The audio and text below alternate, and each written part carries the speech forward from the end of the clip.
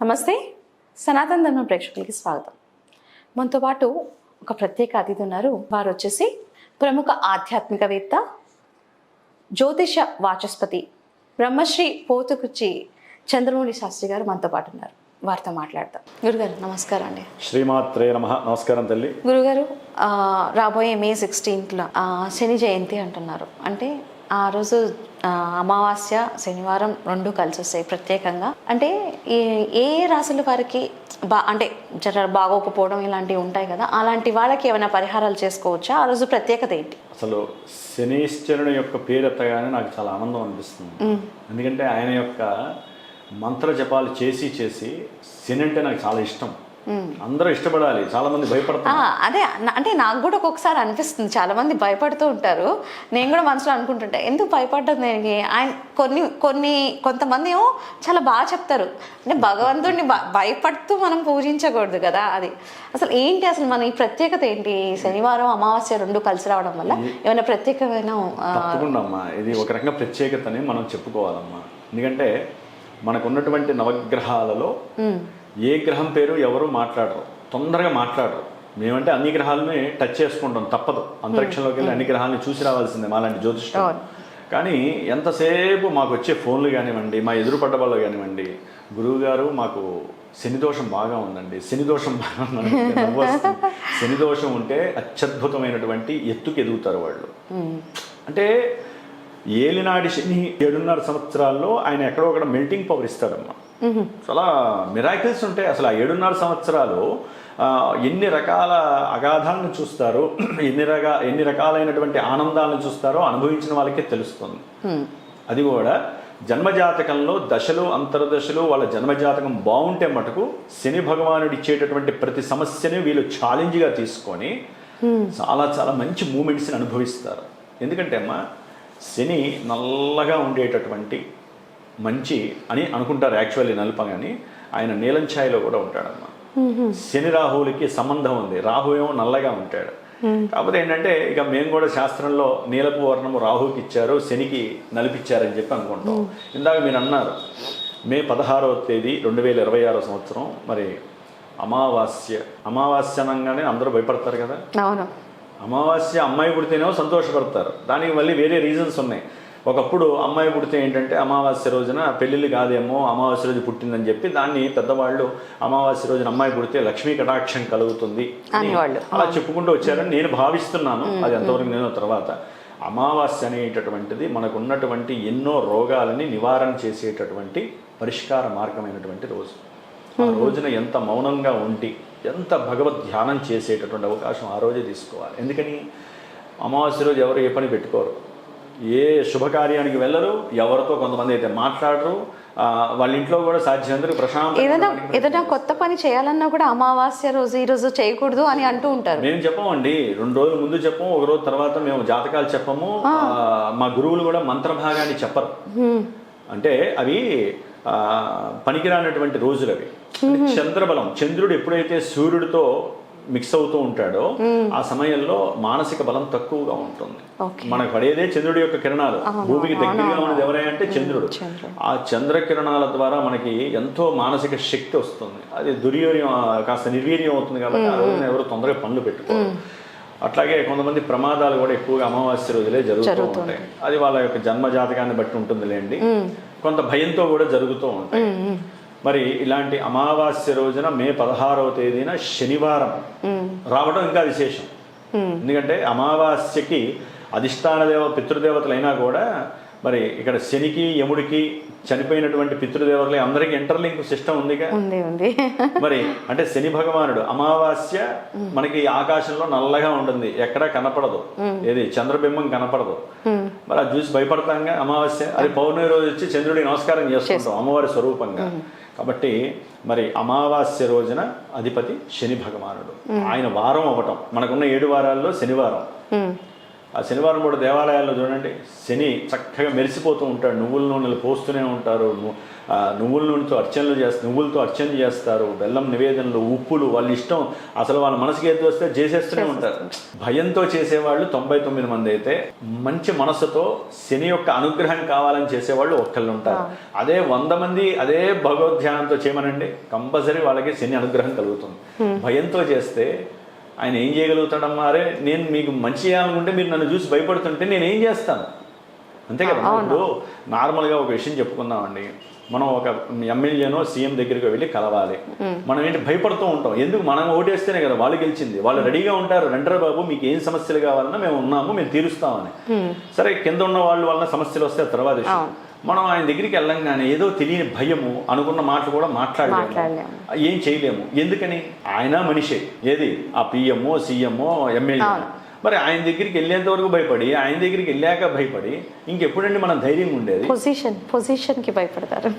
శని మహానుభావుడు అండి, ఆయన మనకి పొజిషన్ ఇస్తాడు, మనం ఆయన్ని అర్థించాలి. తండ్రి నీ యొక్క చూపులు మా మీద లేకుండా చూడు, ఒకవేళ ఉన్నా కూడా దయా దాక్షిణ్యాలతో ఉండే చూపుని మా మీద చూడు, పూర్వజన్మల్లో చేసుకున్నటువంటి కర్మలు ఏమన్నా ఉంటే వాటిని నివృత్తి చేయి స్వామి, నేను చేసేటటువంటి ఈశ్వరాభిషేకమో ఈశ్వర సేవో లేకపోతే దాన ధర్మాదుల సేవో లేకపోతే నా వలన నా పంచేంద్రియాలతో చేసిన పొరపాట్లన్నీ కూడా నన్ను క్షమించు స్వామి అని చెప్పి, వాయువు యొక్క మరి అధిష్టాన దేవత కూడా ఆయనే కదా, వాయువు అంటేనే శని భగవానుడు.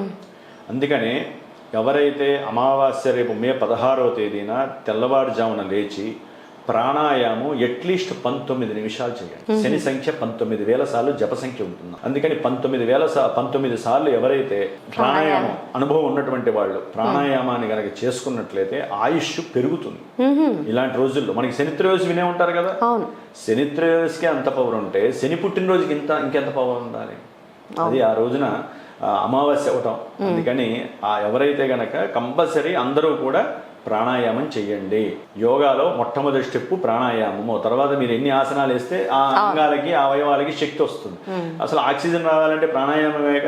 సరే, ఏలినాడు శని అష్టమ శనులు జరిగే వాళ్ళు కంపల్సరీ ప్రాణాయామం డైలీ చెయ్యాలి. సరే, ఎవరు చేయగలుగుతున్నారమ్మా? ఎవరి హడావుడి వాళ్ళది, లేవటమే నిద్ర.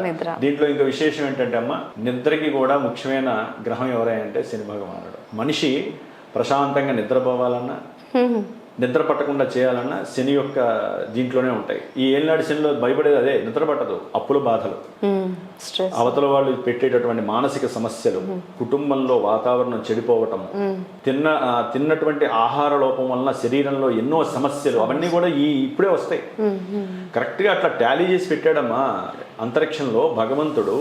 వీరికి ఏలినాడు శని వచ్చే సమయానికి వీళ్ళకి ఈ దశలు అంతర్దశలు రావాలి, అవన్నీ కూడా పూర్వజన్మలో వీళ్ళు ఇలా చేశారు కాబట్టి ఈ చర్మ సంబంధిత దోషాలు కానీ, కడుపు నొప్పి కానీ, శిరో నొప్పి కానీ, చేతుల నొప్పులు కానీ, యాక్సిడెంట్లు కానీ, రుణ బాధలు కానీ, భార్యతో విడిపోవటం కానీ, ఉన్నటువంటి ఉద్యోగాలు తొలగిపోవడం కానీ, సంతానం గర్భవిచ్చిన దోషాలు కానీ, సంతానం మాట వినకపోవడం, మనిషి నిత్య జీవితంలో అనుభవించే సమస్యలు ఒక రకంగా గ్రహాలకు కూడా కొన్ని తెలియవు. ఇచ్చేది వాళ్లే, వాళ్ళకు కూడా తెలియదేమో అన్ని సమస్యలు పడుతున్నాడు మానవుడు. ఎందుకని? మన యొక్క ధర్మాన్ని కాపాడుకోలేకపోతున్నాడు, పరధర్మం వైపు ఎక్కువ చూస్తున్నాడు. సనాతన ధర్మాన్ని త్యజిస్తున్నారు. ఏదో ఎక్కడో ఏదో ఉంది, ఆ మనిషిలో వాళ్ళు ఏదో ప్రార్థన చేసుకుంటే వాళ్ళ దగ్గర ఏదో ఉందనుకొని వీళ్ళు వెళ్ళిపోతున్నారు. అయిపోయి అక్కడే పోయింది మీ మొత్తం కర్మ ప్రారంభం మొత్తం అక్కడే ప్రారంభం అయిపోతుంది. ఊరుకుంటాడా? కాబట్టి నేను అనేది ఏంటంటమ్మా, శనిత్రయోదశికి అంత విశేషమైనటువంటి మనకి ధర్మం నడుస్తుంటే, శని జయంతి రోజున ముఖ్యంగా శని గ్రహ పరిపాలితమైనటువంటి నక్షత్రాలు కొన్ని ఉంటాయి ఆయనవి, మన జోడియాకులు. దాంట్లో కర్కాటక రాశిలో ఉన్నటువంటి పుష్యమి నక్షత్రం, అట్లాగే వృశ్చిక రాశిలో ఉన్నటువంటి అనురాధ నక్షత్రం, ముఖ్యంగా ఉత్తరాభాద్ర నక్షత్రము మీనరాశి. ఈ మూడు కూడా జలరాశులు. ఈ జలరాశుల్లోనే వాయుతత్వము భూతత్వం అయినటువంటి శని భగవానుడు ఉన్నాడు. కాబట్టి ఇప్పుడు ప్రెజెంట్ కూడా ఆయన ఎక్కడ ఉన్నాడు? మీనరాశిలో ఉండి జలతత్వ రాశిలో సొంత నక్షత్రంలో ఉన్నాడు. మే 17న మారుతున్నాడు బుధ నక్షత్రంలో. అప్పుడు వ్యాపారస్తులకి దినదిన గండంగా ఉంటుంది, చాలా మందికి చాలా సమస్యలు వస్తాయి. సొంత నక్షత్రంలో ఉన్నాడు కాబట్టి ఆ సమయంలోనే మనకి 16వ తారీఖే చివరి రోజు, ఆయన సొంత నక్షత్రంలో ఉన్న చివరి రోజు వస్తుంది. కాబట్టి ఎవరైతే ఈ నక్షత్రాలు కలిగినటువంటి వాళ్ళు కానీ, ఏలినాడి శని కుంభము, మీనము, మేషము, ఈ ఏలినాడి శని ప్రాబల్యం ఉన్నటువంటి జాతకులు కానీ, అట్లాగే అష్టమ శని, సింహరాశికి అష్టమంలో ఉన్నటువంటి శని గ్రహానికి సంబంధించిన బాధలు పడేవాళ్ళు కానీ, అయితే అర్ధాష్టమ శని ధనుస్సు రాశి వారు, కంటక వేధాశని కన్యారాశి వారు, వీరందరికీ ఎలా వస్తాయంటే అమ్మ, కుంభరాశి వారికి ఆరోగ్యపరమైనటువంటి లేకపోతే ధనపరమైనటువంటి కుటుంబపరమైనటువంటి సమస్యలన్నీ కూడా రొటేట్ అవుతూ ఉంటాయి. మీనరాశి వారికి ఆరోగ్యము, పెట్టుబడులు, లేకపోతే వీరు స్వయంకృతంగా చేసుకునేటటువంటి కొన్ని చర్యలు, ముఖ్యంగా బద్ధకము. శని భగవానుడు ఇచ్చే ఫస్ట్ ఐటమ్ ఏంటంటే బద్ధకం. మనం యాక్టివ్గా ఉంటే మనం ఏ పనైనా చేయగలం. అవును. ఎవరైతే నిద్ర లేటుగా లేస్తారో సూర్యోదయం తర్వాత వాళ్ళకి శని బాధలు ఉన్నట్టే లెక్క. సూర్యోదయానికి ముందు ఎవరైతే లేస్తారో శని యొక్క అనుగ్రహం ఉన్నట్టు లెక్క. వాళ్ళు సాధించలేదంటూ లేదు. ఎందుకమ్మా నాకు తెలిసి మరి టీవీలో వింటున్నాం, నిజమవుతాం మనకి తెలియదు, మరి అంత యాక్టివ్గా ఉంటున్నారు మన మోదీ గారు. ఆయన 4 గంటలే పడుకుంటారని విన్నాను. మహానుభావుడు. అట్లాగే మనకి ఎంతో మంది ఉన్నారు కదా, సీఎంలు కూడా ఉన్నారు. వాళ్ళు ఊరినే కాల శని అనుగ్రహం ఉంటేనే ఆ పొజిషన్స్ కి వెళ్తారు. మనం ఉన్న పొజిషనే మనం ఉండలేకపోతున్నాం. దేనికని? ప్రశాంతంగా 10ంటికి 12ంటికి నిద్రలేస్తారు. అర్ధరాత్రి పూట ఉద్యోగాలు చేసేవాళ్ళు అర్ధరాత్రి పూట తిని 2ంటికి కూడా తెప్పించుకొని తినేవాళ్ళు చాలా మంది ఉన్నారమ్మా. ఇవన్నీ ఏంటంటే శని వాళ్ళని తిప్పలు పెట్టడానికి చేసేటటువంటి ప్రక్రియలు మనసు మీద ప్రభావితం చూపిస్తారు. అందుకనే మనిషి ఏ సమయంలో క్రమశిక్షణగా ఏ పని చేయాలో క్రమశిక్షణకి మూలకారకుడు శని భగవానుడు. సిస్టమేటిక్గా ఉంటుంది. అందుకనే మనకి వెస్ట్రన్ కంట్రీస్ అని ఉంటాయి, వేరే దేశాలు ఏవైనా సరే సిస్టమేటిక్గా ఉంటాయి కదమ్మా. వాటిల్లో శని యొక్క వీక్షణలు ఎక్కువగా ఉంటాయి, ఆ ప్రభావాలు. అందుకనే ఎవరైతే క్రమశిక్షణగా ఉంటారో బద్ధకాన్ని వదిలిపెట్టి నిద్రని ఎక్కువగా ఆస్వాదించకుండా పడుకోవాలండి. 9ంటికి పడుకొని 4ంటికి లేవమనండి, అది సరైన నిద్ర. ముందు పడుకుంటే కందరాడే లేస్తారు. అంతేగాని మీరు 2ంటికి పడుకొని 1ంటికి పడుకొని 10ంటికి లేస్తే అష్టదరిద్రాలు మీ నెత్తి మీదే తాండవిస్తాయి. ఓకే, మీకు డబ్బులు ఉండొచ్చేమో, కానీ ఎన్నున్నా వేరే రకాల సమస్యలు వస్తూ ఉంటాయి. మొత్తం సమస్యలు అంటే డబ్బు ఒకటే కాదు కదా, ఆరోగ్యం ఉండొచ్చు, ఇంకా రకరకాల సమస్యలు ఉన్నాయి. వాటిలో ఎక్కడో అక్కడ మీరు మూలుగుతూనే ఉంటారు. గుర్తుపెట్టుకోండి, శని యొక్క ఈ ఏలినాడు శని, అష్టమ అర్ధాష్టమ కంటక శనిలు దశలు అంతర్దశలు నడుస్తున్న వాళ్ళ కనుక జాతకంలో కనుక ముందుగా చూపించుకోవటము, వాళ్ళకి ఆ సమస్య వస్తున్నప్పుడు, మనకి శరీరంలో ఒక సమస్య వచ్చినప్పుడు డాక్టర్ దగ్గరికి వెళ్ళి చూపించుకోకపోతే ఏమవుతుందమ్మా, తడిసి మోపిడి అవుతుంది. ఒక సరైన జ్యోతిష్కుడిని ఎంచుకొని, మీ మనసుకు నచ్చిన జ్యోతిష్కుడిని మీ యొక్క జాతక చక్రాన్ని చక్కగా వేయించుకొని అసలు ఏం జరుగుతోంది, అంతేగాని మాట్లాడితే శని నడుస్తుంది అనమాకండి. జాతకంలో ఇంకా దీన్ని మించినవి చాలా నడుస్తాయి. అది తెలుసుకొని సరైన పరిష్కారాలు ఆచరించాలి. దాంతో పాటుగా ఈయనకి మనం చేయాలి. ఇప్పుడు వీళ్ళందరూ ఏం చేయాలంటే అమ్మా, ఈ అమావాస్య శనివారం రోజున కంపల్సరీ శన్యోష కాలం అని ఉంటుందమ్మా. ఎవరైనా ప్రయాణం సాధ్యంతరకు అమావాస్య రోజు ప్రయాణం చేయాలి. అయితే ఏంటంటే దేవాలయానికి వెళ్ళి 5:30-6 మధ్యలో సూర్యోదయానికి ముందుగానే మన శనీశ్వరుని యొక్క 9 గ్రహాలు ఉంటాయి, ఆయన ముందు కాస్త ఉప్పు వేసి ఆ ఉప్పు పైన ఒక ఆకేదన్న పెట్టేసేసి తమలపాకు లాంటిది, దానిపైన కాస్త నల్ల నువ్వులు వేసి దీపారాధన పెట్టి 19 ఒత్తులు చుట్టూ వేయాలి. అంటే ఈ దీపం ఏమైనా ప్రత్యేకంగా పెట్టాల్సిందే? కంపల్సరీ దీపమే పెట్టాలి. అంటే దాంట్లో నువ్వుల నూనెనమ్మా. ఆయనకి ఇష్టమైనటువంటిది అదే కదా. నువ్వులు వేసి నువ్వుల పైన దీపం మట్టి ప్రమిదలో పెట్టేసేసి నువ్వుల నూనె వేసి 19 ఒత్తులు వేసేయాలి. చుట్టూ వేసేసి చక్కగా ఆ దీపారాధన వెలిగించేసి ఒక రూపాయికాయను చుట్టూ తిప్పేసేసుకొని దాంట్లో వేసేసేయటమే. అంటే మనకున్నటువంటి దారిద్ర్య బాధలు పోవడానికి ఇక ఆయన చుట్టూ తిరగడం వలన ఆరోగ్యం ప్రసాదిస్తాడు. మినిమం ఒక 21 ప్రదక్షిణాలన్నా చేయండి ఆయన చుట్టూ తిరిగేటప్పుడు ఓం నీలాంజన సమాభాసం రవిపుత్రం యమాగ్రజం ఛాయా మార్తాండ సంభూతం తం నమామి శనేశ్వరం. ఈ యొక్క శనిగ్రహ స్తోత్రాన్ని చక్కగా చదువుకుంటూ తిరగండి.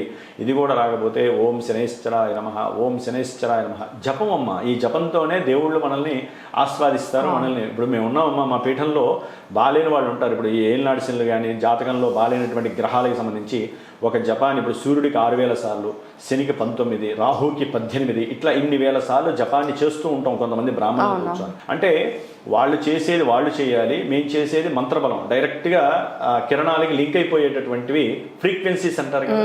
ఒక నెంబర్కి మనం ఫోన్ చేస్తేనే వాళ్ళకి వెళ్ళిపోతుంది విత్ కనెక్షన్. కాబట్టి ఇవన్నీ కూడా సైంటిఫిక్కే.